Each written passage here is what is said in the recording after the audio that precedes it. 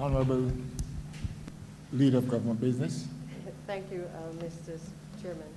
I therefore beg your leave for the Honourable Member for St. Andrew to join me in the committee room to be able to further consider the estimates in relation to this head. Leave is so granted, Honorable Member.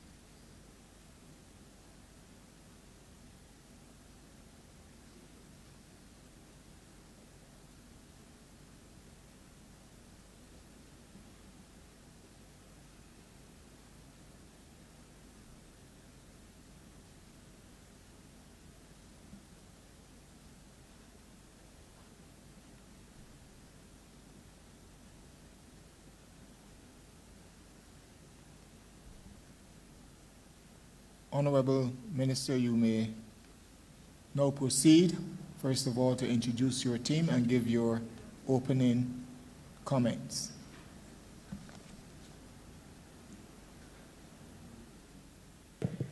Thank you, Mr. Chairman. Pleasant good afternoon to everyone. And first of all, let me indicate that with me this afternoon is Dr. Ramel Springer, Parliamentary Secretary, Permanent Secretary Mr. Mark Cummins, Deputy Permanent Secretary Mr. Michael Wason, also another Deputy Permanent Secretary Mr. Wayne Webster. I also have with me the Chief Technical Officer Cheryl Bennett Innes, our Deputy Chief Technical Officer Mr. Philip Tudor, the Financial Controller Charmaine Hippolyte, our Senior Technical Officer Charles Yearwood. And from the Barbados Water Authority, joining me is Mr. Keith Roy Halliday, who is the General Manager. It's Mr. Charles Leslie, the Director of Engineering, Mr. John Mwanza, Special Advisor, and Siobhan Roberts, the Chairman of the Barbados Water Authority. From the Transport Authority is Ms. Ruth Holder, the Director, and Mr. Adrian Grant, the Chairman. Also Fabian Wharton from the Transport Board, who is the CEO. Mr. Wayne Prescott as well, who is the Chairman.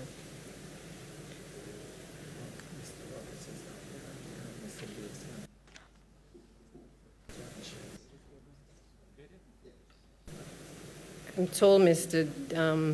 Roberts is not with us. In his place is Shelley Paris, Project Manager from the Barbados Water Authority, and Dave Scantlebury from the Ministry of Transport Works and Water Resources. Mr. Chair and colleagues, let me at the outset thank the previous member for Christchurch West and certainly the Honourable Member yourself, sir, from St. Lucie. Also former ministers in more recent time for St. Michael West Central and also the Honourable Member for St. John for what I consider to have been the laying of the foundation for me as Minister of Transport Works and Water Resources. As the name implies, the ministry has responsibility for transport, road infrastructure, and water.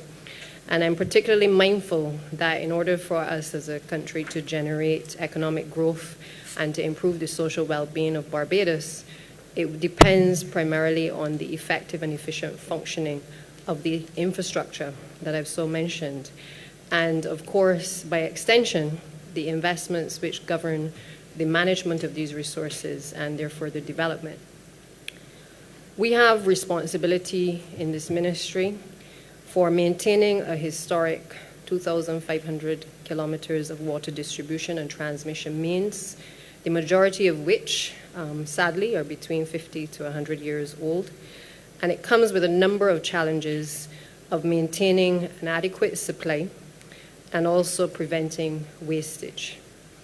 The Strategic Mains Replacement Program, which has already been started, will continue in this particular financial year.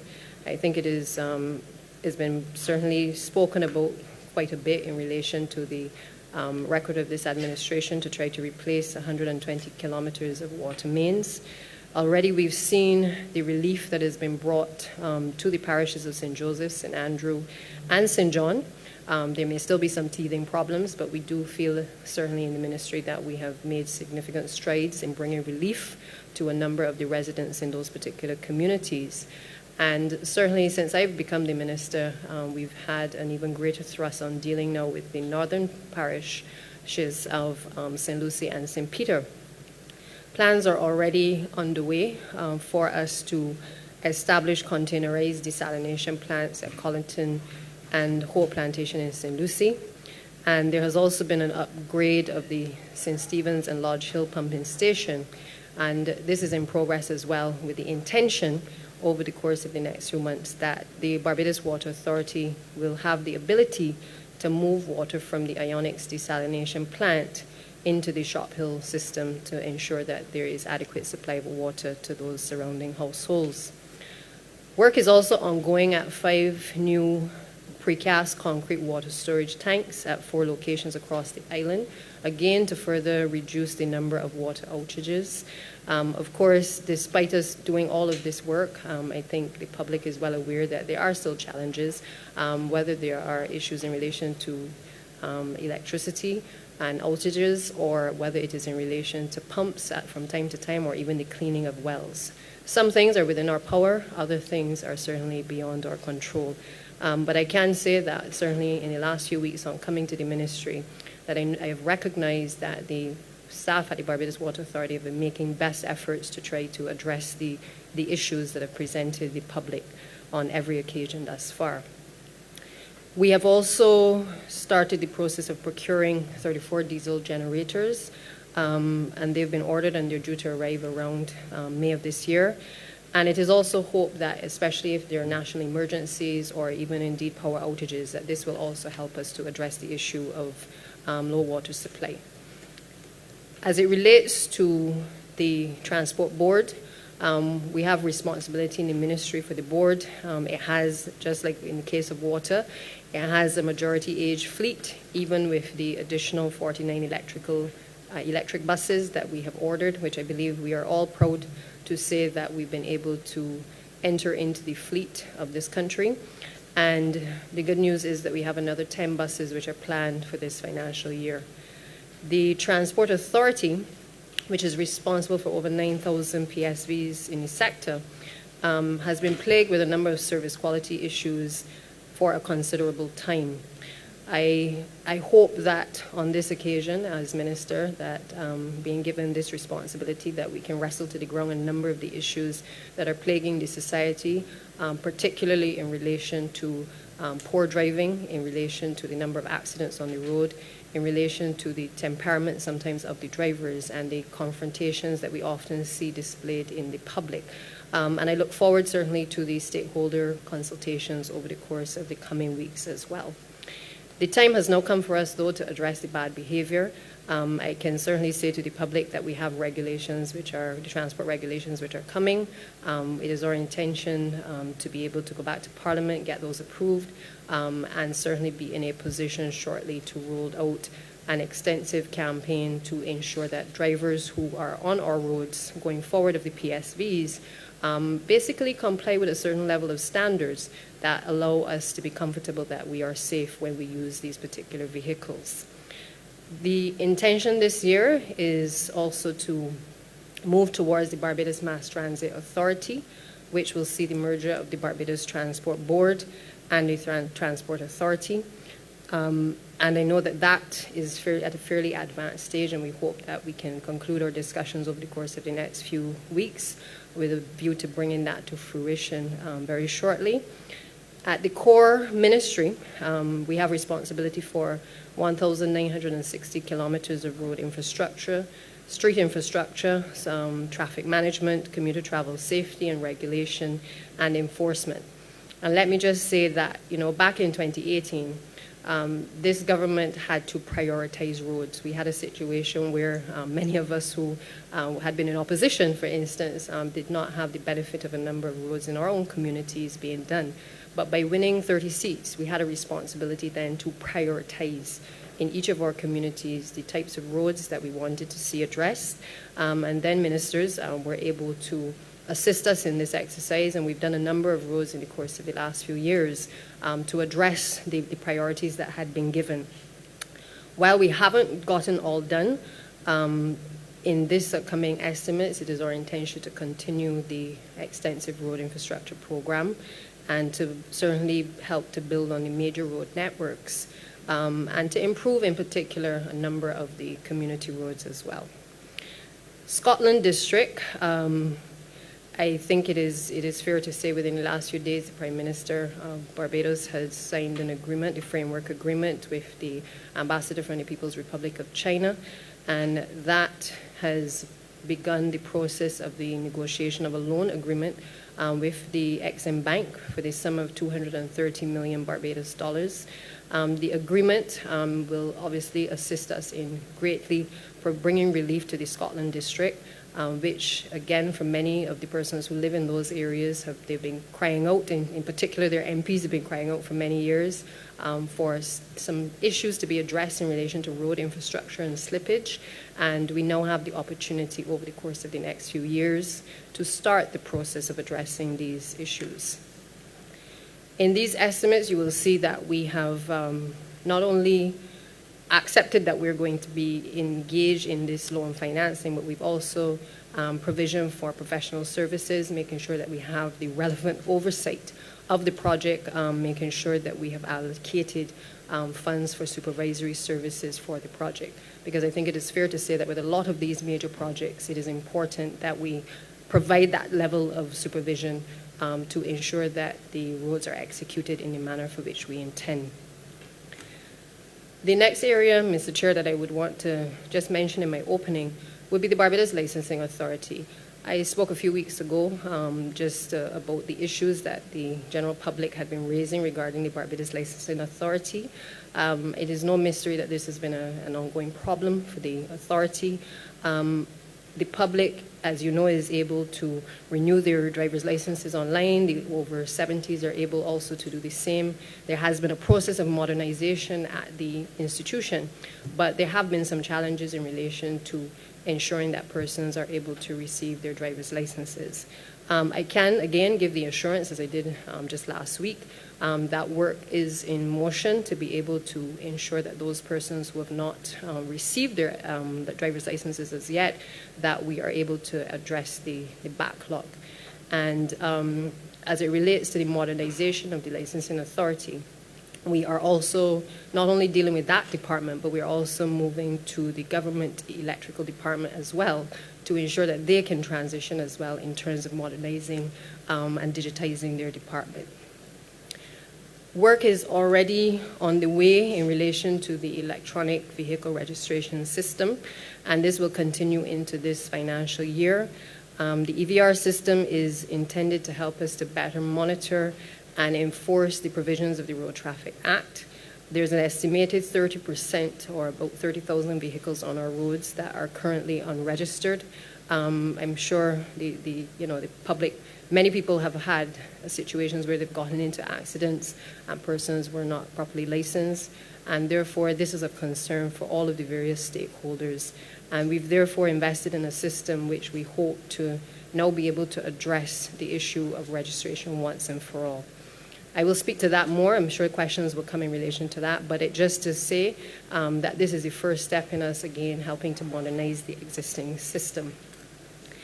At the ministry, one of the major undertakings continues to be the investment in renewable energy systems for our large users in the Transport Board and at the Barbados Water Authority, which we believe will result in considerable savings going forward. We've already seen these benefits as it relates to electric buses, and I think there's further scope for us looking at other alternative solutions across the boards. With respect to BWA, it is hoped that this move will result in fewer water outages as a result of any challenges with power. Over the course of the next few years, it is also our hope that we can encourage the electric mobility program with a view to expanding it from 650 to 70,000 electric vehicles by 2030. Of course, a major part of the achievement of our goals has to be a modification in the way in which the ministry conducts its business, how teams are deployed, and of course, the removal of outdated engineering and drainage standards as well. And of course, I could not speak in this introduction without speaking to the work that the ASH program workers have been doing. They came about as a result of the situation with Ashfall, but they have now, I think it's fair to say, across Barbados, been able to assist us with keeping Barbados clean, and certainly to the satisfaction of all of the various constituencies. We are seeing the hard work that they're putting in. And I know that the team and myself have spoken about how we transition these workers to helping them to do more things within the department, learning other aspects of the ministry, so that you do not come in and remain in the same position that you came into, but that we create opportunities to be able to move people on to other levels if they are so interested. I want to make the final point, Mr. Chair, that while there's been a significant draw on the public purse in relation to this ministry, in particular, we've been addressing issues of the South Coast Sewage Project. We've had to address the issues of water supply and water outages over the course of the last few years. We've had to improve on our public transportation system. The truth of the matter is that it is our hope as a government that we will be able to build back a better infrastructural system over the course of the next few years, and one that is not only addressing the problems of today, but also trying to prepare for the future as well, and that we can leave something that is more tangible, something that is going to last longer for future generations. And so I hope that in the coming months that we are able to address some of the pressing issues in relation to water reuse. We have 2 bills before the House of Parliament presently that will address water zone legislation and protection in that area, and also address the issue of water reuse. It is our hope that there will be an extensive public education campaign that will be set out over the coming months, because these are all things that are going to be new for the public, and we owe it to the public to be able to engage in a very candid discussion about the future of water and certainly water reuse in this country. So, Mr. Chair, I look forward to our discussions this evening. It is late in the day, but we are happy to continue if the questions from the floor do come on Monday, and therefore I hand back over to you for the questions to flow from the members of the House. Honourable Minister, would you kindly move the head? Thank you, Mr. Chair. I therefore beg to move that head 81 does now stand part. Thank you. We shall now proceed with questions from members, honourable members here. Honourable Member for St. Peter. Thank you very much, Mr. Chair. I think it is well known that I would have a whole lot of questions to ask in this area. I'm not going to ask all the questions because I've had, and I need to say this publicly, I've had some discussions already with the minister, and we are to have some further discussions. But while that is the case, there are still a couple of things that I need to mention, and a question coming out of those mentions. The context within which I asked the question is that in St. Peter, those who work with me to address the issues of the people of the constituency say to me from time to time, Minister, all of our problems are in one ministry. No, I'm not going to comment on whether or not I believe what they say, but I'm sharing that so that we get an idea of what the perception is. Because our issues run from transport to water to roads. And they all fall within the Ministry of Transport, Works, and Water Resources. Now, our roads are some of the worst in the island, but I'm pretty sure that, Minister, you are aware, and I'm sure that we're going to get some action on those. We have a disaster waiting to happen at the traffic lights at Church Street and Karen, our husband's highway. A disaster waiting to happen. And I am hopeful that you will, as the third minister that I'll be approaching on the matter, be able to bring some resolution to that. When it's a disaster, I'm referring to the fact that somebody's going to die. And I know people talk putting a mouth on things, but that's the bald reality for me. Somebody's going to die on that highway if the atrocious behavior based on the current traffic arrangements is not addressed. So I just mentioning those, but I know that those will become the subject of further discussion. I'll also raise at another time the functioning of the MTW depot. And I'm going to be straight up in those discussions, understanding that maybe persons who work with or who are associated with the depot may not like what I'm going to say. But after going through now 2 election campaigns, there are certain things that you don't worry about anymore.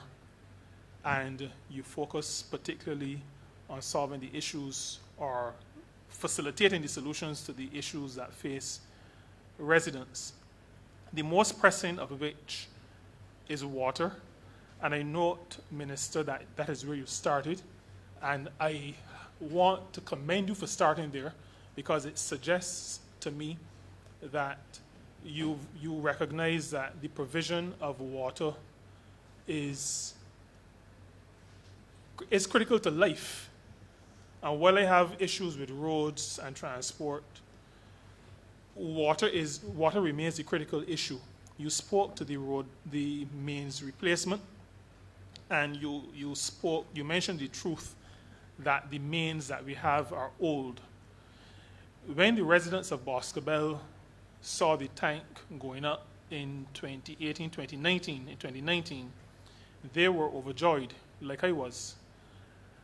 Since then, though, the relief that they expected has not materialized. And so now, even when we have water, it is often discolored, so it can't be used for drinking, and it can't be used for the laundering, the washing of clothes. I am aware of the challenges, the processes that we're going through. And the reason why I raise this is because while understanding those challenges myself, I am aware that my constituents have been suffering in a sustained way since 2014. Both mine and those of the chairman of this Standing Finance Committee. I'm mentioning him because he may not be able to speak fully for himself, and he will not take away the few minutes that I used to mention St. Lucie from my St. Peter time. But the truth is that we've been having these sustained issues since 2014, and we've been told all kinds of things, but the relief hasn't come. People feel that they've been played with because sometimes the water comes back on when the meter reader is coming out to read the meter. We had, while in opposition, a town hall meeting. The water came on, the hardest that the residents have seen it in about 4 years. Hard for about 2 days around that time. And, it is understandable why people would feel a little bit frustrated. Now, because of the time frame, the question that I have has to do with communication. We have represented to the Barbados Water Authority repeatedly that the people of St. Peter and the people of St. Lucie, if I presume to speak for the chair, are not unreasonable people. We know that there are issues, we know that things take time. But the people in the north repeatedly say that when water is off in different places, so before we came to office, it was more in the south and the east, you hear, you have an idea of what is going on. When the water was off recently in St. Joseph, in Catawash, we heard updates on a frequent basis. Some people in Boscobel and in Paicorner thought that that was the only place in Barbados where the water was off. Such was the frequency of the good communication. The question I have is, well, maybe two parts to the question. One is, beside the laying of the mains, what specifically can the Barbados Water Authority say in this forum as to what is happening to address the issue? In other words, I'm not asking out of ignorance. I am asking because the Barbados Water Authority needs to speak. And speaking to what is happening in terms of mains, because actual work is taking place, that needs to be spoken to. Actual work in terms of the containerized plant, the desalination plant at Colleton. I want to hear in this forum what is happening in those two regards.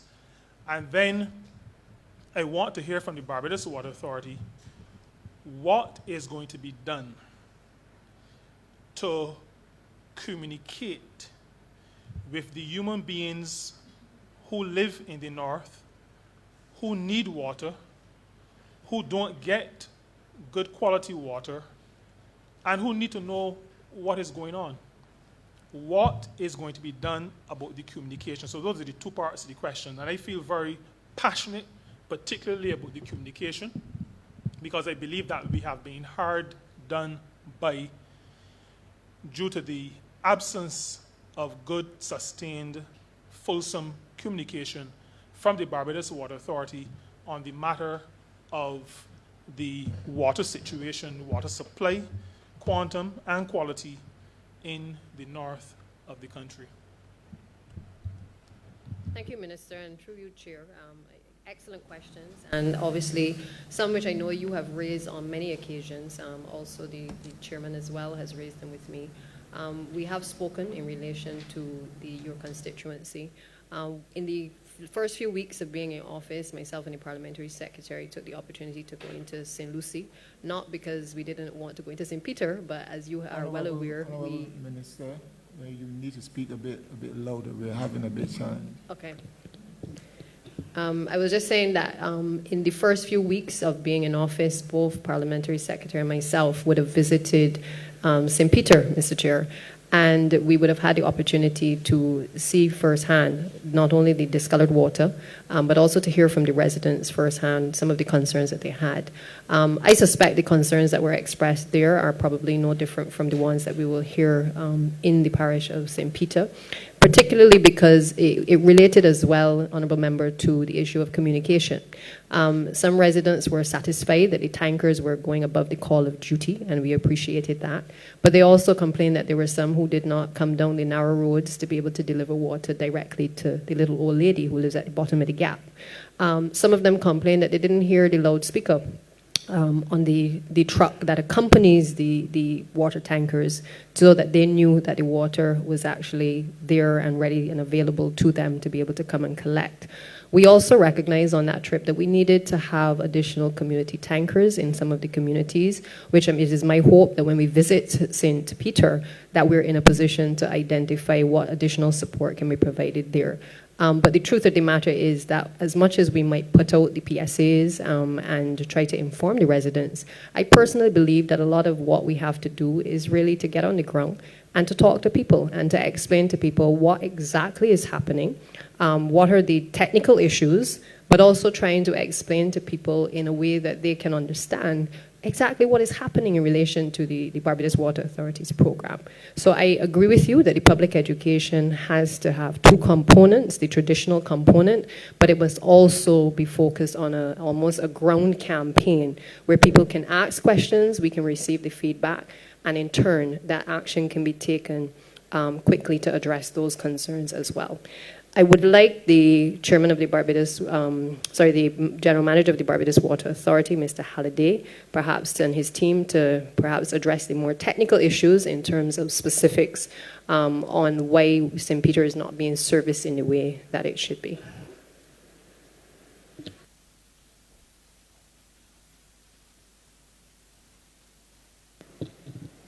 Good afternoon. Thank you, Deputy Prime Minister. And Minister Colin Jordan, thanks for your questions as well. I'll try to give a bit of a sense of perspective as to the issues that are before us, and then I'll try to drill down into some of the more specifics. We are very sensitive to the fact that the communication still needs to be ramped up. We've been on the ground, but perhaps not sufficiently enough, as we would have discussed with the Deputy Prime Minister as well.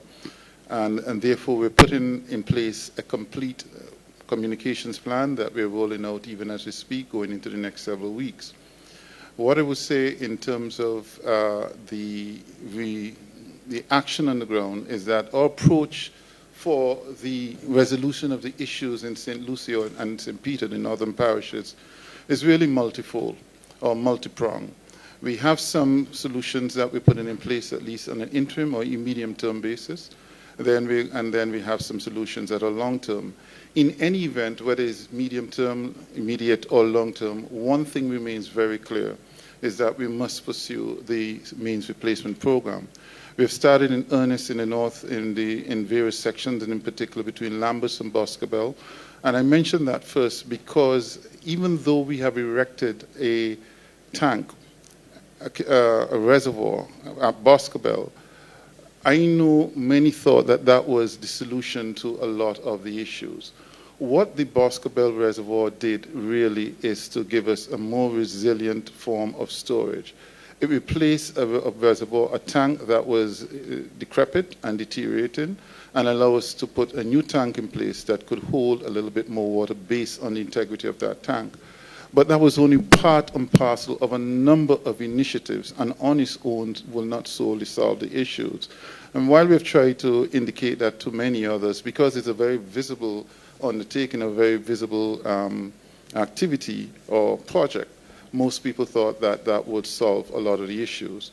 In St. Lucie and St. Peter, what we needed to do is to look at dealing with the discolored water, the replacement of the tanks, the distribution system, and in tackling all of that, and I'll ask the Director of Engineering to also give more details, in tackling all of that, as I said, the approach has been multi-pronged. So in the whole of St. Lucie, there are actually about 5 tanks, 5 reservoirs that are all actively under repair or replacement. Boscobel was just one of several. We also have had to look at the source of the water and realize that, and we have known that we do not produce or supply enough water to the northern parishes. That has meant that we've had to augment that supply, and that is where the notion of a permanent desalination plant came into place previously, but that was put on hold, and in the interim what we've done is come up with temporary desalination plants. So those temporary desalination plants are being installed or constructed at Clinkett's, Colleton, and at Hope. What is the intention of that really? The intention really is to boost the water supply in the northern parishes, because while we can embark actively so on replacing the mains, that is a long-term strategy. We will not be able to replace all of the mains in a very short time. So we need to make sure, first of all, we augment the water supply. If we at least have additional water, there's several things we can do. One, it can boost our ability to store more water at the various sites or nodes. Two, where we need to flush some of the pipes, some of the mains, which are contributing to the discolored water, we'll have that water to be able to flush. Over the last 2 years, we simply have not been able to flush the mains because we did not have sufficient water supply. So putting the desalination plants in place where we are producing additional water will allow us to at least do that. Then we also needed to look at the discoloration. There are two things that we're doing where the discoloration is concerned. We have applied what we call a sequestering agent. What that sequestering agent does is to stop the lining of the pipes from further deteriorating so that the water will be discolored. And secondly, based on the research and checks that the engineers did in the last year in particular, they have discovered that one of the wells, one of the significant wells that produces most of the water for the north, needed cleaning. We have actually engaged a company to do that, and we expect to be able to clean that well in the next 10 days to 2 weeks. It has taken some time to do some of these things simply because of the preparatory work that is required. Even going into the well is a very dangerous undertaking, and there are very few people who would want to do that. So we've had to do a number of things to put what we needed to put in place to be able to pursue that undertaking. So for instance, once we take that particular well offline, it means that the water production or the water supply would decrease. We have looked at alternatives to make sure that we can at least meet some of the demand or boost some of those. And very shortly we'll roll out all the specifics where the cleaning of the Allendale well in particular is concerned. But I'll pause there for now, and then I'll hand over to our Director of Engineering in the event that he wants to add any additional information that will also help to explain not only the issues in St. Lucie, but also solutions. Thank you.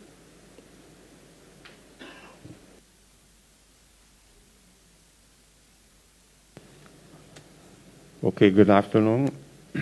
Good afternoon, everyone. I just wanted to add a bit more to or what our general manager was indicating. Mr. Director, before you begin to speak, you'll have to introduce yourself for the records of the House. Thanks. Okay, sorry. I'm Charles Leslie, the Director of Engineering of the Barbados Water Authority.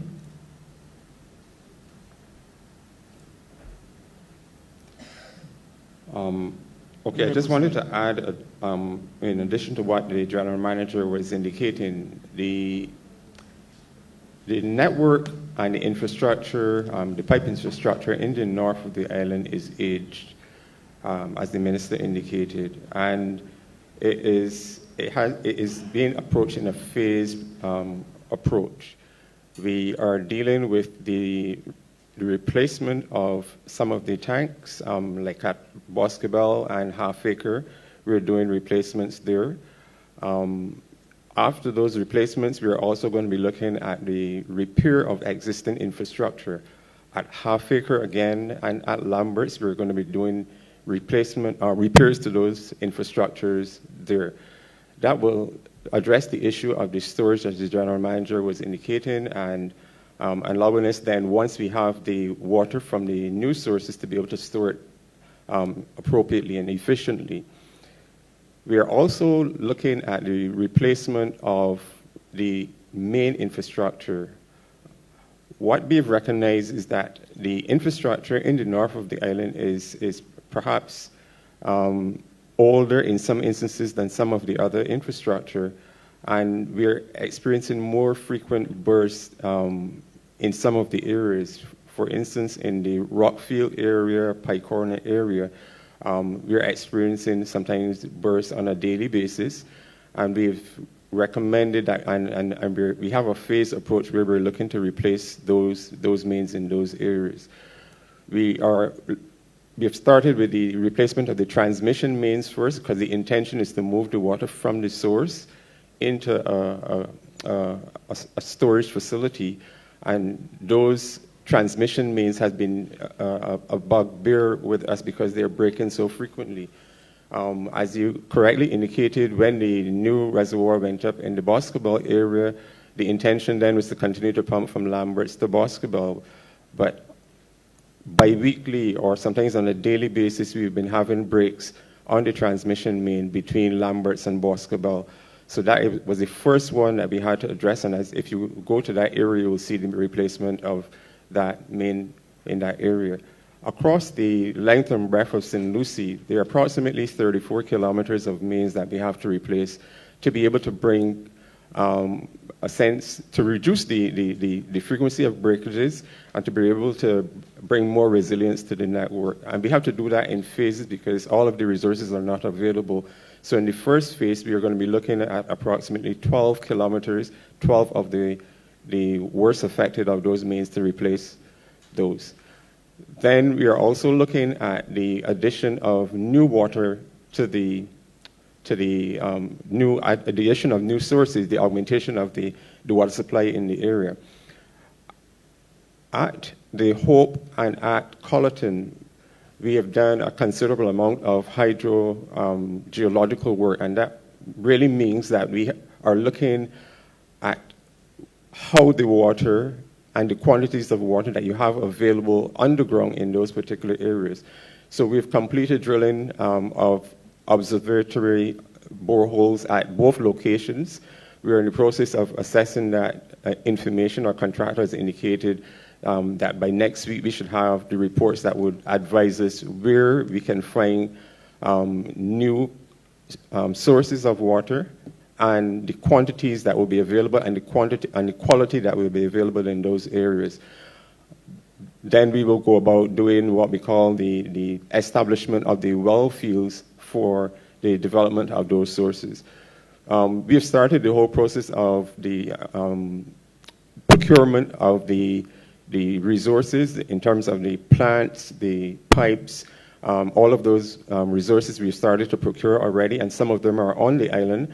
So once we have the precise location where we do the installation of those well fields and the development of those well fields, we then can proceed with the erection of the plants. The plant at the Hope, we believe that one is going to be easier to establish based on the preliminary information coming back from the hydrogeologists. So we had meetings there up to this week with the contractor looking at how we can accelerate that program.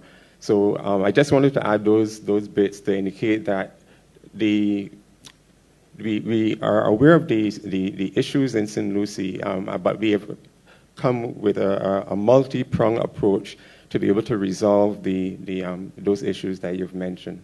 Thank you. Thank you very much, and I look forward to the communication plan, which I think I heard the general manager to use the term rollout. It occurs to me that I heard that term rollout on a number of occasions already over maybe the past 3 years. And I hope that the rollout will become, I can still use our word, a reality, because all the information that has been shared is good information, but the people need to be aware of the progress in addressing the issues. My focus in terms of the question that I've asked is keeping the people of this country, the people of the North, appraised of what is happening in the program.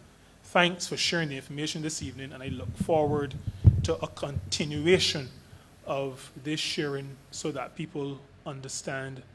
The patient, good-natured people of the North are updated as to what is happening in resolving the challenges. Thank you very much. Mr. Chairman, I just want to come back in just quickly because the Honourable Minister also raised the issue of Church Street and the challenges, or the concerns rather, in terms of that particular area, obviously having frequent accidents. I just last night, in speaking with the PS, another constituency representative had raised with me some issues in relation to some other areas which were of concern.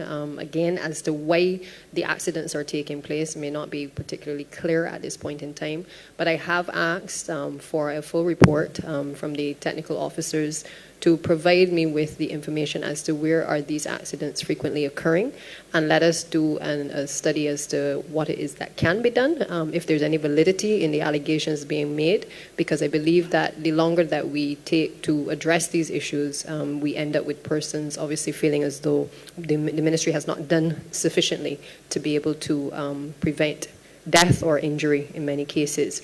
And so I've asked for this to be given high priority. I think the area that you mentioned was Church Street, and I therefore would ask just quickly for the Chief Technical Officer to be able to...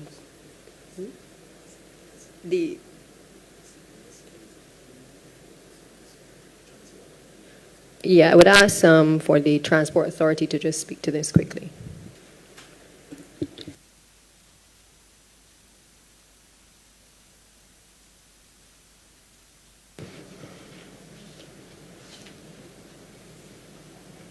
Good afternoon. My name is Ruth Holder, Director of the Transport Authority. In Minister's opening address, she spoke about the behavior of the PSV sector. She was quite clear in terms of what it is happening, what we are experiencing, and the things that we intend to do. We've taken a look between the Transport Authority, the Transport Board, as well as the police from the Northern Division. We've had meetings with the PSV sector in relation to what is actually happening in that corridor. The Transport Board has graciously provided us with the facilities to use a portion of the Spikestone Bus Terminal. I know the Minister for St. Peter would also say that we've done this previously, but I want to give him the assurance today that we're at an advanced stage of moving the PSVs off of that Spikestone Bypass Road and into the Transport Board terminal. We intend to do this effective March 1st. All systems are in place. To facilitate this, we've done everything that is possible so far. We've spoken with the PSV sector. We're meeting with them on Sunday afternoon to inform them of the traffic flow through the terminal. Ministry of Transport and Works have done quite a bit of work on that terminal as well to help us prepare for it. We've developed newspaper ads, flyers were distributed today to that sector. Again, police will be there with us on Monday morning. We do have the support of the Police Service Department, and they've given us the assurance that they'll be there on Monday morning because we definitely need to clean that corridor. We know and understand the chaos that we've been seeing from there, the dangers that exist, the health and safety of pedestrians having to cross the road, people with groceries, all types of things. We know exactly what is happening, and we're seeking to bring an end to it. It has not been an easy task for us, but we feel quite confident that with the provision of the PSVs coming into the terminal, not only will we see people off the roads, but we also see that element of sanitization of the PSVs on every trip. And persons can now use the bathrooms within the terminal rather than having to use the bathrooms on the sink.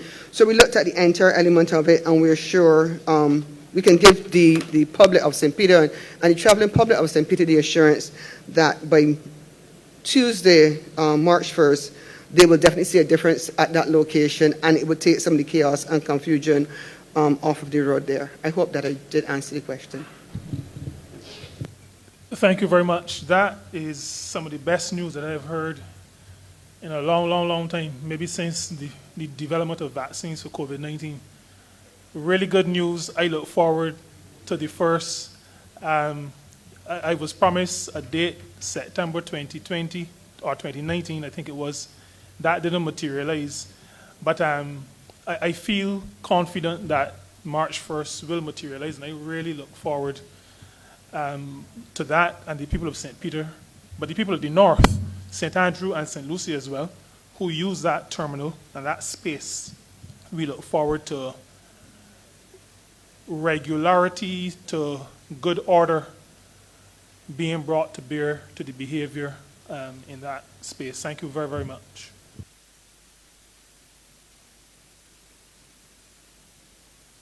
Thank you, Honorable Member for St. Michael South Central. Thank you, Mr. Chairman. I have 3 or so questions for the Minister and the officers of the Ministry. The first has to do with the matter of licensing and inspection of vehicles.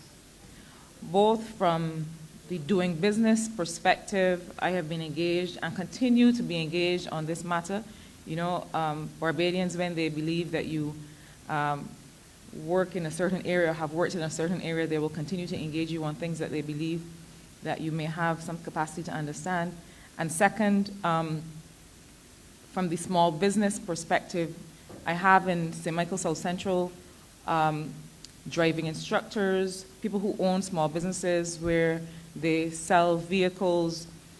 I cannot possibly describe to you the number of concerns and calls and messages that I get trying to understand the issues related to registration of first registration of vehicles, related to the process for permits and driver's licenses.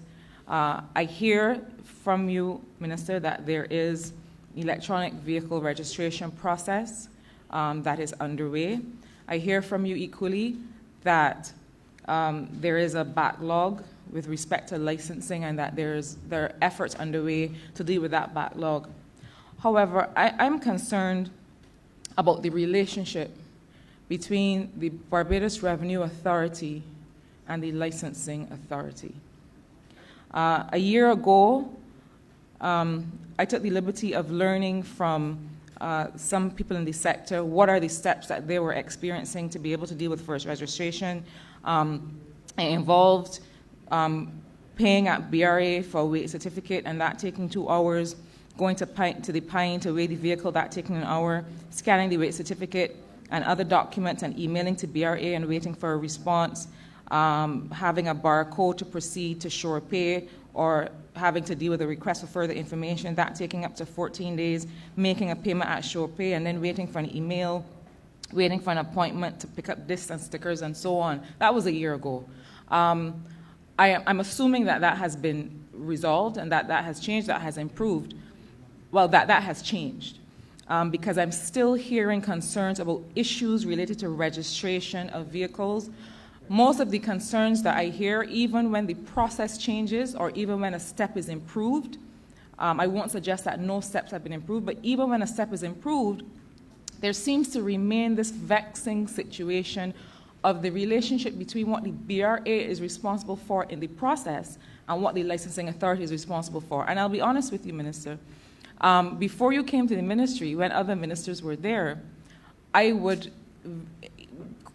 go between the officers in finance and the officers in the ministry of the officers that deal with transport, or I would go between the two ministries.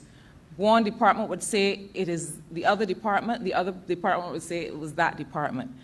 Can we have, for the benefit of those Barbadians listening who sell vehicles, who have to deal day to day with people who have to do permitting and licensing to drive, what is the actual issue as it relates to that relationship and the various responsibilities that have to come together?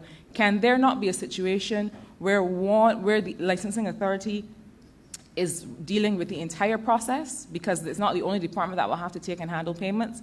Can we not have a situation where the BRA has a clear role and is able to deal more clearly? Can we hear what exactly is the challenge and what is intended to resolve it, and by when? Thank you, Minister, for the question. Again, very valid concerns that I think the general public have expressed.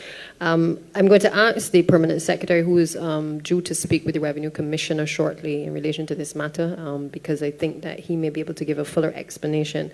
But suffice to say, to let you know, I think, and we all know as ministers, sometimes even though the policy flows from our mouths, and the changes and the intentions are well-intentioned, oftentimes the implementation becomes a challenge, and it requires us to continue to drill down until we get it right. So I'll ask the Permanent Secretary to just speak on the matter. Thank you. Thank you, Deputy Prime Minister. Honorable Member Cadell, thank you for your question. And I know that this is a major challenge for the Barbados Licensing Authority, for the Barbados Revenue Authority, and by extension, the Public of Barbados. I must apologize for the absence of the Chief Licensing Officer who is not well, and I will do my best to answer your question because it's something that has engaged the attention of the ministry, as you have said correctly, for the last year. I will first speak to vehicle registration. After the Barbados Revenue Authority came into operation, the registration of vehicles, because of the money that is exchanged in that process, became a function of the Barbados Revenue Authority. That worked relatively smoothly up until a year to 14 months ago, when unfortunately the building which was occupied by the Barbados Revenue Authority at the Pine had to be vacated because of environmental challenges. So what would have happened before is you would go to the BRA where they probably had 8, 10 sometimes. I think they had provision there for 11 cashiers. So you go to the BRA. It wouldn't take you a very long time, maybe 20 minutes the most, and you will pay, I'm going to use the example of the weight certificate, $25 for your weight certificate. You come over and join the line. Your vehicle is weighed, and you go on your merry way to start your registration process. When that building had to be vacated, persons now have to go to Warrens. They either have to go to Oistins, to the Treasury, or wherever there's a BRA office, pay, and then come to the Pine. So, for example, a transaction that would have taken 45 minutes to 1 hour at most, as we speak, is now between 3 to 3.5 hours, and certainly that is not good enough. With that scenario in mind, former Minister Goodinegel had met with the Revenue Commissioner, and we sought to put a number of processes in place to try to do whatever was possible to use the electronic facilities available to make life easy. So we went to Cabinet and we got permission for the regulation tests, the permit, and the license fee all to be paid, that they can all be paid in one. But we did not stop there. We met with the Revenue Commissioner, and as the Deputy Prime Minister has said, as soon as these estimates are finished, she has informed us that she is ready to meet to show us what has been put in place in dealing with that proposed rollout. Now, I know that still does not make it any easier for someone who is trying to get a weight certificate because of the unavailability of the BRA at the location. Fortunately, this week, I was in the Standing Accommodation Committee, which is chaired by the head of the Public Service. I raised it as an issue. I was very happy to hear that the paper should have gone to Cabinet yesterday to appoint the contractor to undertake works at the BRA building, and they expect that building to be back in operation by the 30th of April. So with the enhanced technology that the BRA will be using to allow for those payments to be made online, I'm speaking specifically of the payment for the permit, the driving test, and the regulation test. With that building repaired and the BRA operating in that building, the frustration which lead up to weight certificates and examination certificates should be significantly reduced. So you specifically asked what was the actual issue. The actual issue is that the closure of that building created significant problems and frustration for members of the public. We did not sit idly by.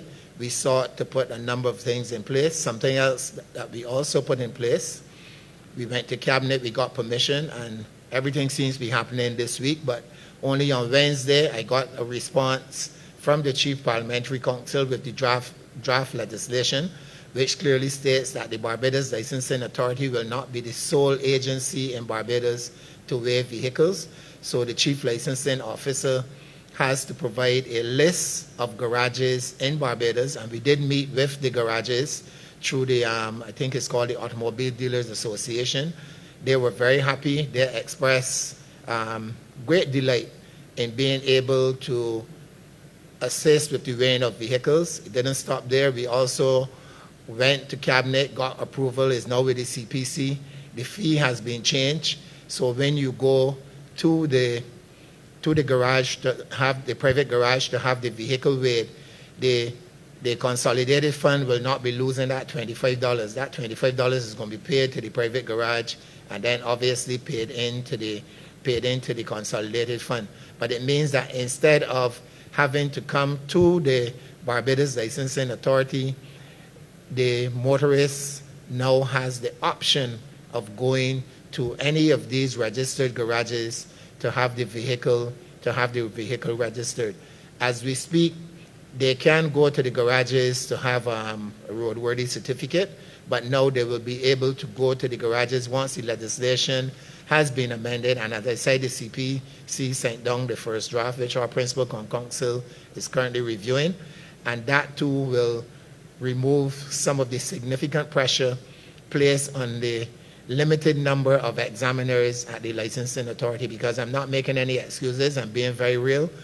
We have been trying to get additional vehicle examiners now in excess of a year without any success, and we have had to utilize some of the mechanics from our workshop in order to make sure that we can examine the vehicles to ensure that especially our commercial and public service vehicles are roadworthy. So there are a number of things that we are doing. I think the roles of the BLA and the BRA are very clear. We certainly collaborate on a regular basis. We share information. As a matter of fact, the database, the current vehicle database, resides at the Barbados Revenue Authority. So we do work very closely. The Barbados Revenue Authority, in my opinion, they've done outstanding work in terms of improving the vehicle registration by the use of that online facility. Of course, it is not perfect, but they are constantly working to improve it. And I will not speak to the EVR. No, I think that will come at another point in time. But we have collaborated. We've put a number of things in place.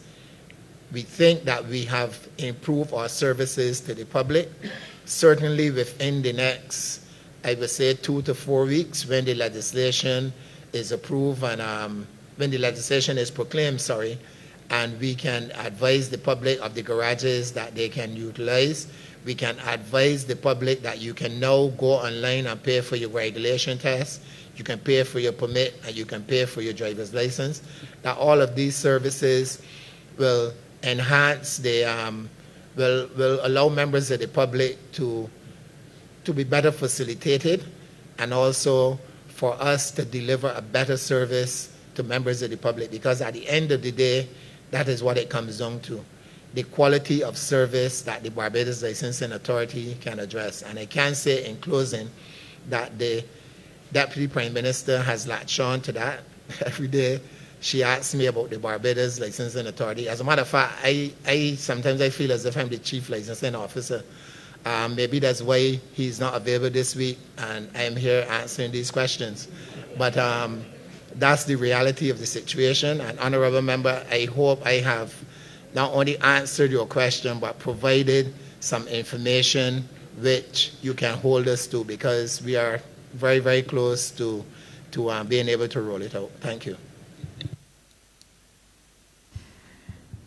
P.S. Cummins, I have to thank you for that very thorough response, or should I call you CLO? Thanks for that very thorough response.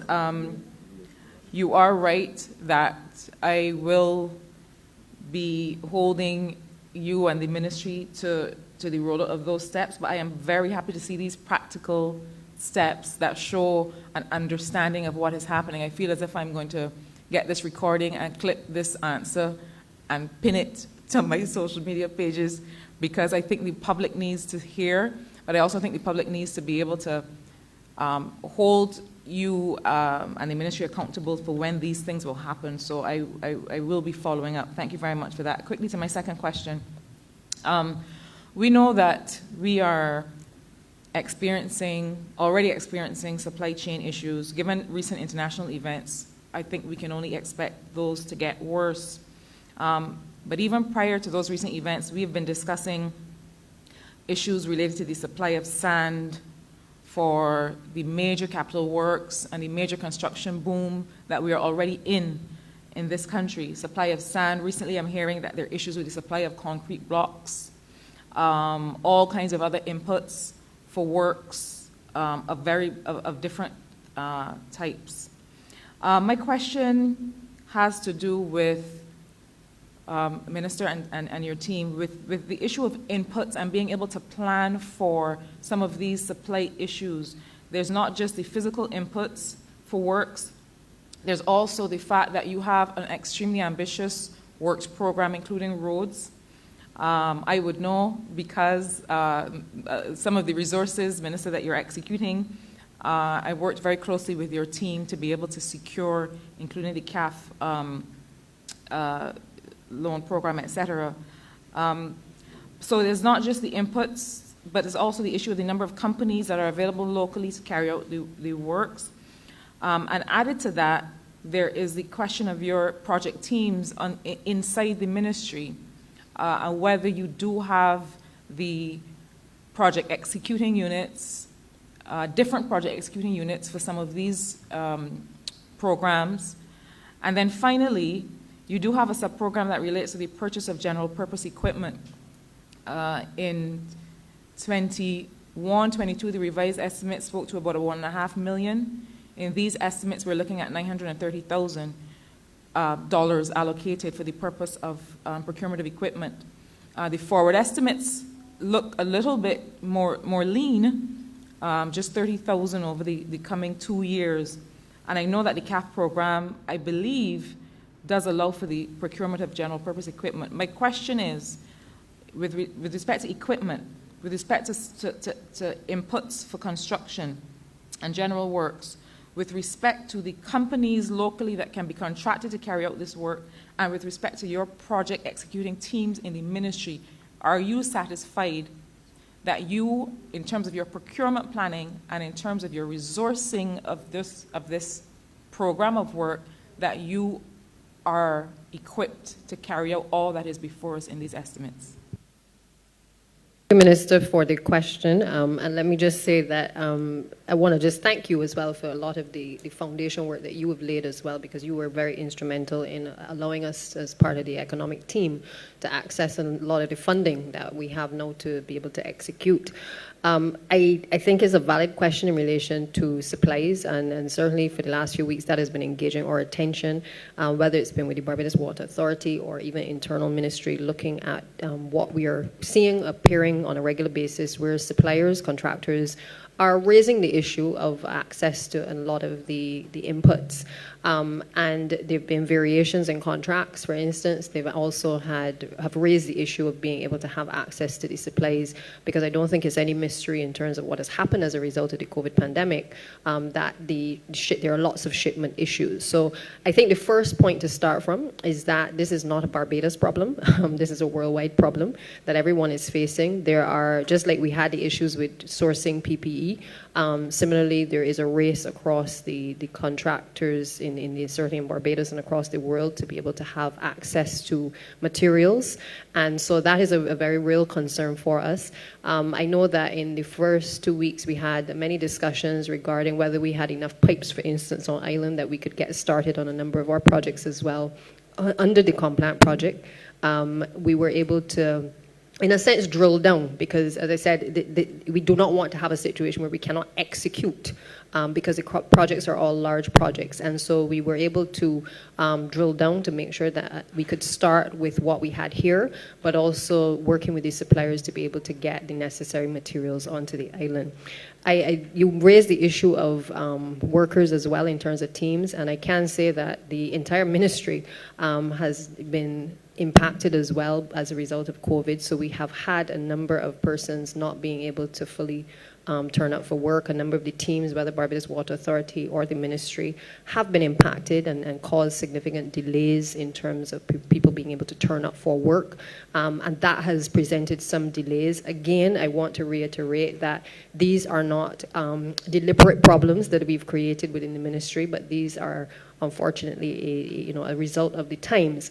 And I've asked the various teams to start to look at, again, the contingency plans, making sure that we have the additional teams, making sure that we have alternatives in the event that we're not able to have the various contractors or even our own workers being able to carry out the various tasks. I'm sure you are aware that Prime Minister Mottley would have indicated that the Ministry of Education is currently working on being able to have a number of young people and persons generally enter into what is known as the construction gateway, because we recognize as a government that there are a number of projects that are coming on stream, and we have to be in a position to train up our labor force.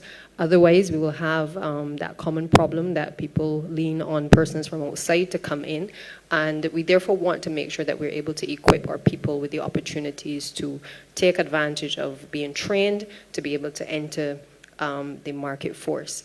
Your last point in relation to the project teams and capacity, I think is one that it's not just in our ministry, but I think this is across government, and you and I have had very long conversations about the fact that you have been excellent at trying to get money for us, but the truth of the matter is that one of our challenges has and continues to be the issue of making sure that we have the correct technical people to be able to execute these projects. And we've seen it in health, we've seen it in, even in education, we've seen it in transport and works. We really have to make sure that when we are engaging in these types of high-level projects, that we have a qualified team of project managers to be able to work with us. We have identified for the projects already some of those persons, but there is still work which is ongoing in the ministry to ensure that we have internal oversight, but also that we create specific teams to be able to help to shadow a number of the projects that are to be executed. Now I'll ask PS, I believe, CTO, if she can just comment in relation to your other questions.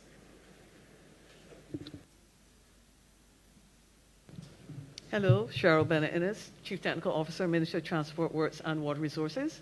You're going to have to help me with what were the remaining questions, because I thought between PS and our minister, they basically covered it. So I'm trying to think.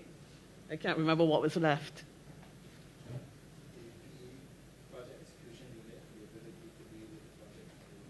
Okay. So we do have I will refer to it as a skeleton project section in the ministry. It's headed right now by Mr. David Canterbury, who's right behind me. But we definitely recognize that we're going to need to support the work that they will be doing. And we've already made a proposal on, shall we say, purchasing, recommendation to purchase some of the services that we believe that we would need to help us to manage the projects. We have quite a number of the internationally funded projects. We have the Latin America Bank, which is CAF. We have the Chinese project in the Scotland district, which is Complant. Happy to report that in that particular one, the Complant case, we successfully have got quite far with engaging two firms that will be doing the supervisory engineering services work for us. And then there is also the IDB project.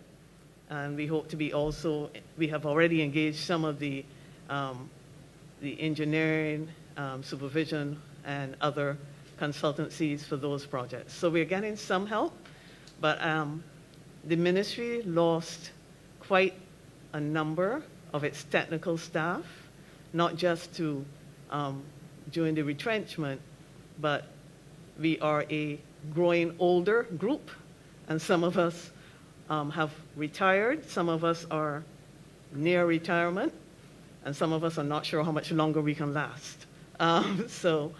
But we are going to be, as I said, we've made a proposal to augment the project section. And if you want to hear a little bit more in detail about that, I'm sure Mr. Scanterbury can detail that for you if there are any specific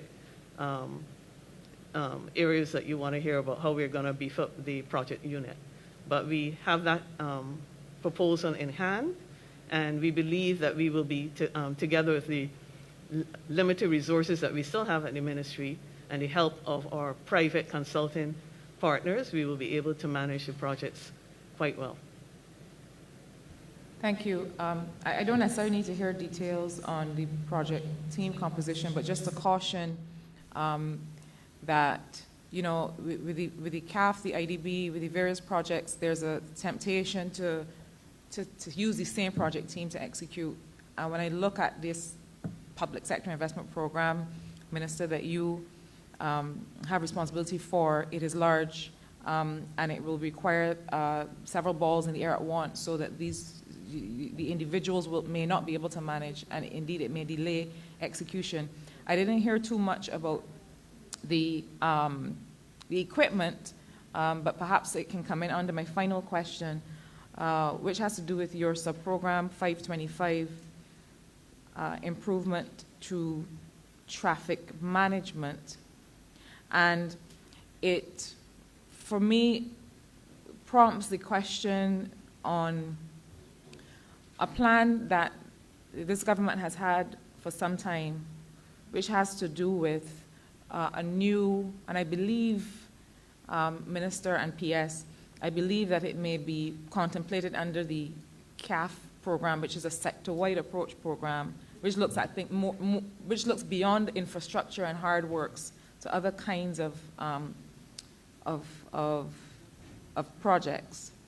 But I'm thinking about all of the conversation around Bridgetown and its redevelopment, and the issue of the flow of traffic, the pedestrianization of Bridgetown, the issue of parking, and how traffic moves and how people move around the country, but in particular around urban areas.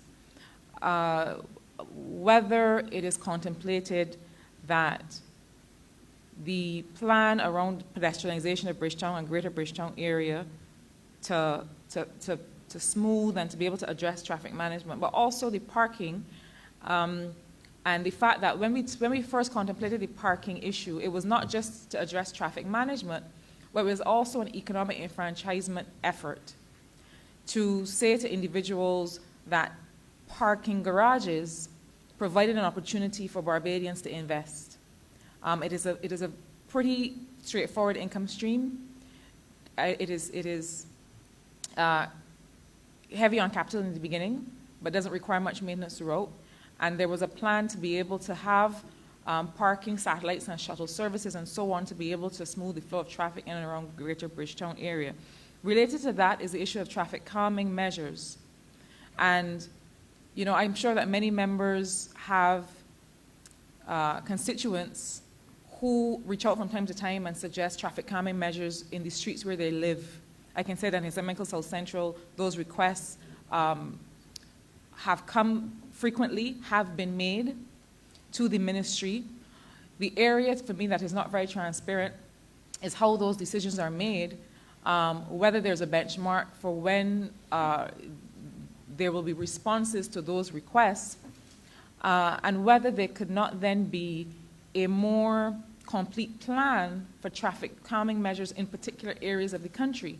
So, for example, rather than me having to come and ask that there be speed bumps at 6th Avenue, Belleville, or at St. Hills Road, or at Quakers Road, and not be sure on what basis the decisions are made, not be engaged further, not hear a response, whether there could be, and I'm sure that there's a lot that goes into that because you're managing traffic, so you may not want speed bumps in two roads that adjoin each other because it may, I'm not the expert on that, your team is, but whether there can be a plan developed so that you're not just waiting for requests for residents to ask for speed bumps, but that based on where schools are located, based on where satellite services for the QEH are located, which is also at 6th Avenue, Belleville, that there can be a plan for what are the kinds of traffic calming measures, what are the traffic management considerations beforehand, because I think people want to understand that there's planning going on in these things. So I just wanted to hear from you quickly, because I know that the response may be involved, and I wouldn't want to ask that we have the whole presentation now on the greater Bridgetown area traffic management plan, but please give us an indication on how these traffic calming measures are decided on and implemented, and how we can expect to get responses on these things, and also the plan for Bridgetown and the use of parking garages to be able to free the flow of traffic and to provide an economic enfranchisement opportunity for Barbadians. That was quite a bit, but I'll try to do it as quickly as possible. I think, if I remember correctly, you started first with the plan for Bridgetown. We definitely have put forward a proposal for Bridgetown. Certain decisions have to be made. Part of the plan could have included whether or not you wanted to consider pedestrianization, for instance, of Broad Street. And if you're going to do that, then of course other things have to happen with the streets that adjoin and connect with Broad Street. So, but that proposal has been put forward, and we just have to see whether or not it will be discussed more and what aspects of that proposal will be accepted. But that has been done already. We have also done a parking proposal. This will be a blend of just not looking at the off-street parking, but how we manage the on-street parking. We certainly recognize that for many years, first of all, the on-street parking in Bridgetown has been free.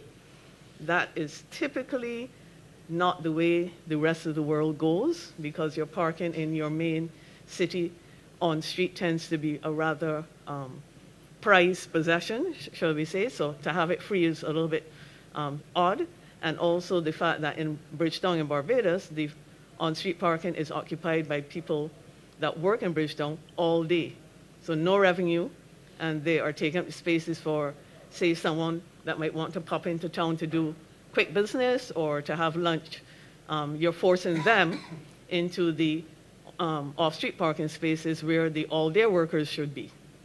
So that a proposal has been done with parking, whether or not we try to regulate that by parking meters or whatever. That proposal has already been put forward. We actually put some money in for the coming financial year for a traffic study that would help us collect data and actually do more like an area-wide traffic management plan for the city of Bridgetown and other locations, other towns like Oysters and Holtown or whatever. Unfortunately, because of the COVID situation and the need for us to cut back on it, that sum of money has been removed for 2022-23. But we have not totally given up on it. We will try to see with the money that is remaining what aspect of it that we can start on. So that large traffic study is not going to happen in the coming year, but that it is an essential part of what will come up with the overall plan. Traffic calming measures.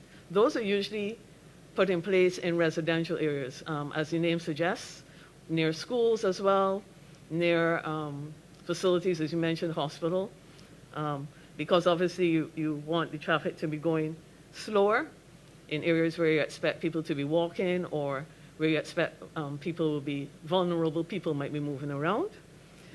How do we choose what traffic calming measure might go in place? You mentioned humps. We have, technically there are warrants that have to be met to see if a hump is needed.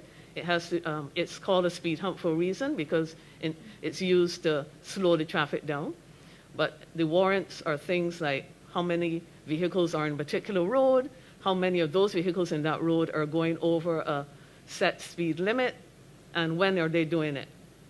And that determines, those warrants come together to determine whether or not you need to have the speed humps or do you look for another traffic calming measure.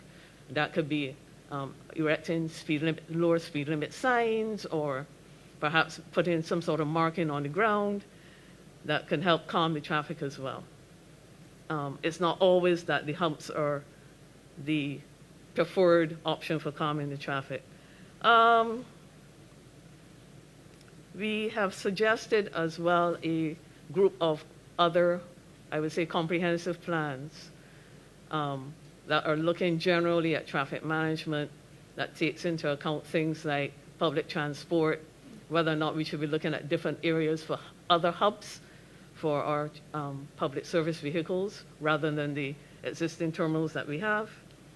So we've done a comprehensive proposal on that as well. I should mention here as well that one of our major thrusts as well is in the area of road safety. And there is a road safety component of the IDB funded project that Mr. Scantlebury is in charge of that's going to be looking at safety issues island-wide for making sure that when people are moving around by whatever mode, whether vehicle, on foot, or in public service vehicles, that they can do so safely.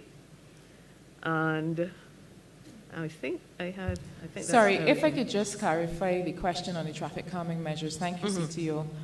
I really wanted a more concrete response on what is the process, because really a response on whether residents have gone together and requested speed bumps in their area, that is a service. To be able to respond to that request is a service, right? To be able to do the assessment that you've just described is necessary, and then to communicate whether it is a yes or a no, to be able to communicate with the community, are we proceeding and with what timeline, that is something that people will expect to hear back on. So I really wanted to get a sense from you of not just the theory of how that decision is made, but within what timeline is the assessment made such that communities can get an answer about whether they can expect a speed bumps, where they can expect something else, and when, because these are real concerns. People are concerned about their children running out into the street and being struck by a vehicle. These are real concerns. It is not just kind of the theory and the technical consideration, but the response to the community. So timelines for when that can be expected in general. Okay. Minister, I want to interject here because I feel your pain and I know exactly where this question is going. I recall trying to get some speed humps in my constituency in the area of Golden Rock, which was near to a play park. And despite my constant requests, I ended up having to call the officer responsible for these speed humps almost every single day until they actually install the speed humps. So I am of the view, as I think you are and several other colleagues, that there is perhaps presently not a very clear system that is in place in terms of what determines where the speed humps and the calming measures go within constituencies. What, however, I have said to the PS and to the rest of the team from the time we came to the ministry is that that can no longer be the case, where you ministers write, MPs write and raise the issues in relation to genuine concerns by constituents, genuine concerns that they have, and there is no response, or you have to pester and you have to bother persons in order to get a response. So not circumventing what the CTO is likely to say, but to simply let you know that this is a front burner issue for me because I have been personally affected in my own constituency as a result of it. I understand that there may be limited resources, and just like we have had to do since 2018, we're going to have to prioritize, and perhaps that study is perhaps necessary, but I think the best way to gather information is from the very people who are the representatives of the communities as well, who understand and who have been hearing the concerns from the residents, and therefore once that information is passed on, a response is owed to those individuals to let them know what can and what cannot be done. So I take your point, and I believe CTO has heard you clearly, that if it hasn't already been done and there's not a timeline given, that I think that we have a responsibility as a ministry to address those concerns as a matter of urgency as well. Thank you, Minister. You can't see me nodding vigorously, but I agree with your response. I think your instincts are right on where the concern is coming from, and I'm glad to hear that it is on the front burner for the ministry. Thank you so much. Issue of the parking garages, you're perfectly right. We did speak as in the early stages of our administration about empowering people, particularly in the city, to be able to be owners of the parking areas. And I think that just requires picking up that conversation with this ministry now that I'm the minister, to be able to see what is possible, what are the areas that may be available, and to see if that can become a reality. Even if you take the Queen Elizabeth Hospital, There's parking there, but for the most part, parking is free unless you are a member of the profession. And the truth of the matter is that in every other territory across the world, you have to pay to go to visit persons within the hospital. Again, it's a luxury that we've come to become accustomed to, but these are all things that as we develop that we may have to put on the table and have serious conversations regarding a move in a different direction. I just wanted to touch on the other issue that you raised in relation to Bridgetown, and to say to you that the senior ministers and the Prime Minister, we've met in the last few weeks, and this issue was, again, a front burner issue for the ministry. It was one that I think former Minister Duguid and Minister Goodenedjel also would have started the process of, hence why all of the studies are in place in terms of what the CTO has raised. And it is one that I've indicated to the PS that we need to certainly revisit. One of the things that we are, in a sense, reimagining in Bridgetown is obviously different ways to access the commercial enterprises to make sure that, you know, Barbadians feel comfortable either parking and riding, or even introducing shuttles into the Bridgetown area. There are many studies that have been done in terms of the traffic flow. I think where we are now is that decisions just need to be taken. And before we take those decisions, we just need to make sure that we are obviously in consultation with all the various stakeholders. And again, that we walk the public through the decisions that we're taking and why we're taking those decisions as well. Thank you.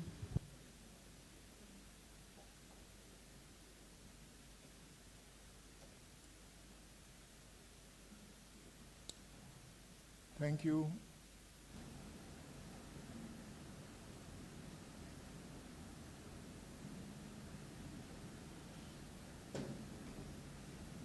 Honorable Member for Christchurch East. Minister, allow me to thank you and your team for what has been a pretty comprehensive address and presentation so far, and some very thorough answers to the questions. I have a couple of burning questions, but one in particular I've been holding for quite a while. I think a lot of our traffic issues on Highway 7 and on the West Coast Road have to do with the way that the public transportation owners and operators use the roads.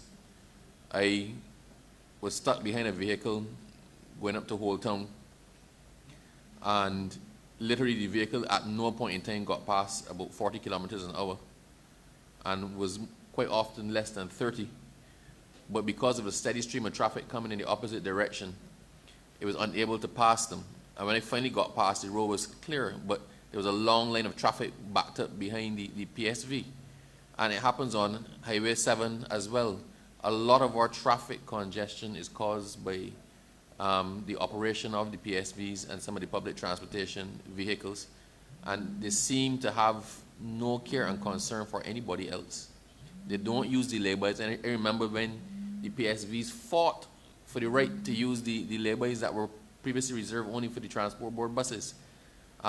This is a serious issue. We also are seeing videos circulating a lot recently. I sent you a video, Minister, and I sent it to the Commissioner of Police as well, of an incident with two public service vehicles, one blocking the road at right angles to the traffic, and then they were fighting each other for position going down a street.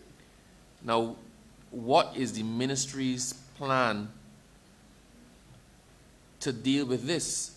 Because at some point in time, we need to enforce against them, and it's not just simply a matter for the police.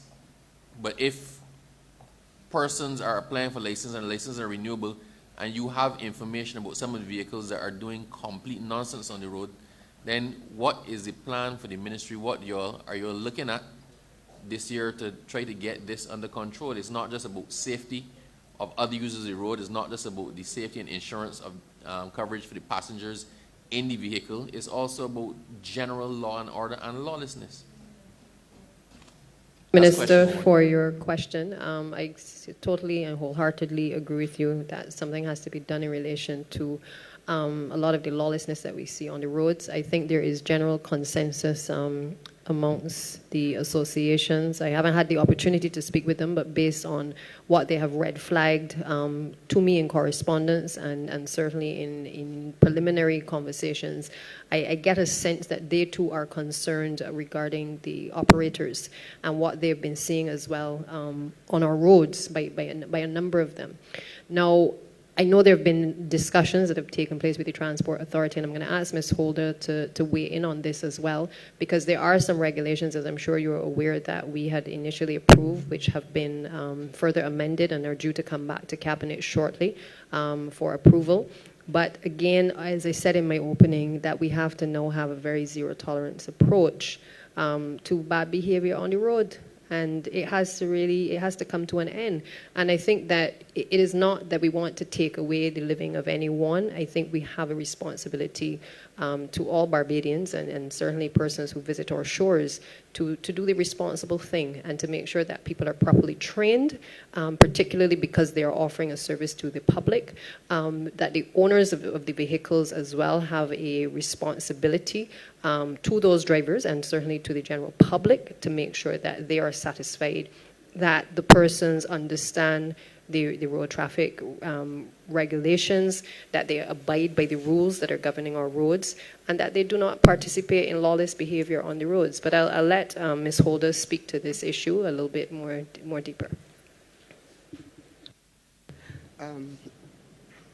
Thanks, Deputy Prime Minister, for your detailed answer. I believe that we were probably sharing the same notes on this one. But the conduct of the PSV sector has been of really serious concern to the Transport Authority. We've been, as Deputy Prime Minister alluded to, we've been looking at the issue of the regulations and how we actually regulate this sector to seek to improve it. And I think that, or we believe that there are a number of issues within the sector itself where we believe that the general consensus between the drivers and conductors is that the level of self-esteem, and I'm being honest, that the level of self-esteem that is being, that they have of themselves, it seems to be at the lowest end. So in other words, they don't see themselves as entrepreneurs, they don't see themselves as business people, they don't seem to have the business acumen to realize exactly what it is that they're doing, which is causing further destruction of the sector. So for example, we see the few bad ones, and the entire sector is blamed because we have a few bad apples. But I, at this stage, would like to vouch for the good ones, because I believe within myself that 80% of the sector is relatively good. We have about 20% that is giving problems and is causing issues. We, however, believe that with the regulations in place that we can eliminate some of the things that we're seeing nowadays, some of the problems that we're having. In addition to that, we know for sure that the element of training in the PSV sector doesn't happen. It's probably one of the onlyest jobs, I believe, in the world that you say to a guy, take this vehicle, bring me X amount on a weekly basis, on a monthly basis, and do whatever it takes for you to get passengers, for you to make money out there. This ought not to happen. So we've developed a training program which will enhance their skills, their interaction with people, their competencies, in order to create a more safer and a customer-focused transport sector. Not only should the training program do that, but it should also be tailored to ensure that future drivers are aware of the importance of their role. And it should also address the behavioral patterns, the perceptions of who they are, and to create a degree of self-awareness and see this as a real business and a real money-making entity. The sector in itself does have money, because we see people driving PSVs for 30, 31 years. They're not going to stay in that sector if they're not making any money. We know that for a fact. We know what the sector can bring. We know what it can produce. We know what it's actually bringing to us as a government on an annual basis in terms of the taxes that they're paying. So in terms of developing all of that, we also need to look at the owners in themselves. And this is something that I've spoken to before, and I wish to speak on it again, in that the owners of themselves, to me, they encourage the behavior and the behavioral practices. And again, I will urge them to scrutinize their employees, who they're giving their vehicles to. Make sure that they monitor their activities on a daily basis. Discipline them, and share the information with other owners. Because you can have a situation where driver A creates an infraction if he's driving for me, and before that infraction is noticed, before he goes to court, within the hour he is driving for another driver. For another owner. So therefore, we need to take a look at this seriously and encourage owners not only to scrutinize who they have, but to share the information of drivers who are given problems within the industry. We would have seen the videos. We know exactly what is happening out there, but I want to say today that I don't believe that is the majority, again, is the minority of PSV operators who's giving the entire industry a bad name. We also believe that with the legislation in place, I think I said this before, with the legislation in place, we should see some improvement. With training in place, we will see improvement. And with the owners taking the necessary course of action, we certainly should see improvement within the entire sector. I hope that answered the question. I will accept that for now, but I think we need to get past the point of encouraging people, right, and go to serious enforcement. People understand when they lose their livelihoods, and I would rather somebody lose their livelihood than somebody else lose their life. So that is on that. Now, the other issue I would like to raise, we had a problem with the 3D route, that is the route that goes to Ferry Valley, and on some of the Silver Sands routes that the drivers were not completing their routes. So persons on the 3D route were putting people off before Ferry Valley. People having to walk in the dark, like about a mile or so, because they did not want to go down there. They said the road was too rough, and if they were going with 2 people to Ferry Valley left, and they saw people on the other side of the road, they would make those 2 get out and then turn and come back down and pick up the others to head back into Bridgetown. And so you have a situation where the service is actually unreliable. Now, I raised the question with licensing with the MTW, and they said the issue was to get inspectors to do it and the collection of evidence and whatnot. But if we are serious about getting this situation under control, because we can bring in buses, we can take back up the slack and cut people out of business, but we don't really want to do that, and we don't know how efficient our service is unless the persons run their designated route. If you are given a license to run a route that from Bridgetown, past the Garrison, through Oistins, up past Silver Sands, up past Roy Smith, up to Chancery Lane, up to Long Beach Estates, then you are supposed to, once you leave Bridgetown, you are supposed to cover the entire route. If somebody's at a bus stop, you don't know. So you're turning around and heading back down to town to pick up 2 or 3 people, might leave somebody else stranded who needs the service. So is anything being done to address this? It is a simple thing as far as I am concerned.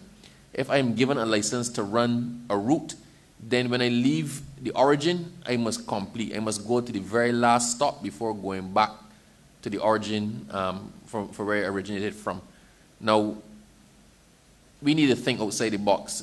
PS Cummins, I heard you're saying that other people are going to be doing weighing of the vehicles and roadworthiness checking and that sort of thing. I commend you entirely for it. We need to decentralize certain things. But equally, we can pay people to go and sit on a bus and videotape where the bus goes, or to verify that the bus has completed its route, right? So the lack of evidence cannot be hidden behind anymore. And I would like to know if there's anything in train to actually deal with that, because it is a great disservice to commuters, especially at the end of long routes, who don't get proper service. Thank you, Minister. I'm going to ask Ms. Holder as well to address the problems, because I know that these are ongoing issues and issues that certainly the authority has been dealing with. So, Ms. Holder. Minister, if I can continue, I believe that you are aware that without legislation in place, there's so much that the authority can do and no more. We have been trying every method that we can, passive-aggressive, being assertive, pulling drivers in, pulling conductors in, pulling vehicles off the road. We've been doing what we can as an entity. It is not that we're sitting back and saying, well, this can happen and this is happening and we're not doing anything. You spoke on the 3D vehicles. one of the problems that we knew in relation to the 3D vehicles was the condition of the road leading from Tyne Bottom all the way into Ferry Valley. Since that road has been repaired, I believe it might have been repaired sometime last year, since that road has been repaired, we are not getting those issues anymore. So those issues are not as pronounced as they were before, because that is an issue that has been sorted out. In terms of having someone on vehicles to see where to go and where to stop, we also tried that method as well.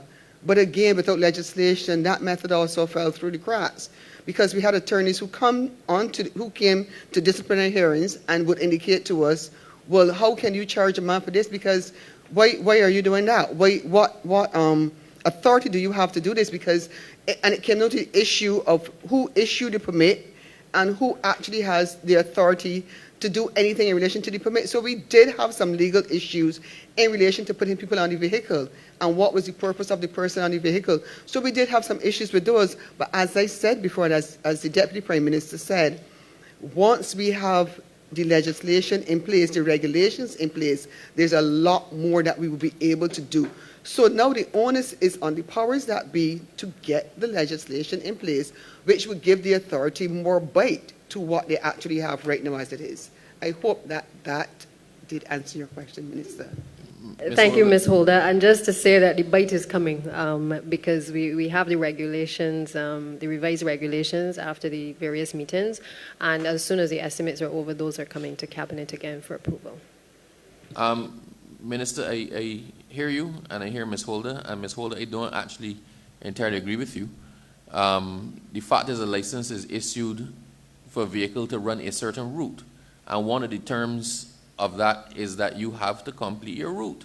So with what is there on the books, I believe that you are in a position to enforce. But if we're going to do suspenders and braces, and the minister is assuring us that the regulations are coming to make things airtight, then I will hold my steam for that. But it is something that we cannot. Sometimes we look for legislation or for rules where the provisions already exist, but the authority doesn't actually want to exercise its authority, right? It is real simple. If I give you a license to run a route from Bridgetown to Sam Lord's Castle, if the bus leaves Bridgetown but never reaches Sam Lord's Castle, then it has not complied with the terms of its license. When that license comes up to be issued again, you can actually refuse to issue that license. But I do have faith in the minister, and she's a lady of her word. So, Minister, I look forward to all of the bells and whistles that would make everybody feel comfortable in exercising their full jurisdiction to bring the situation under control. I am aware of the time and I'm being signaled, and I will hold my next question for, I guess, Monday.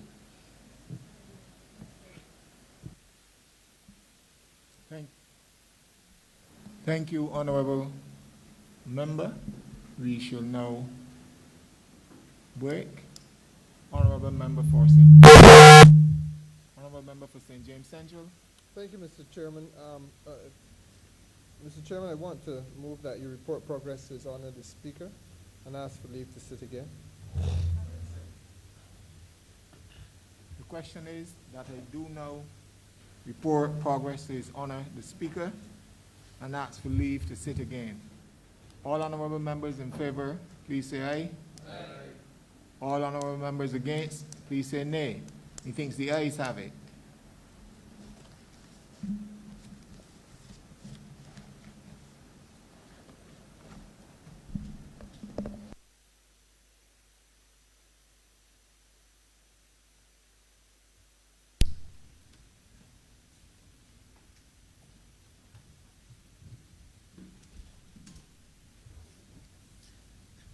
The Chairman of the Standing Finance Committee has reported progress and requested leave to sit again. Mr. Speaker, I remember St. James Central. Mr. Speaker, sir, I move that the Honourable House be suspended until Monday the 28th of February at 10 a.m.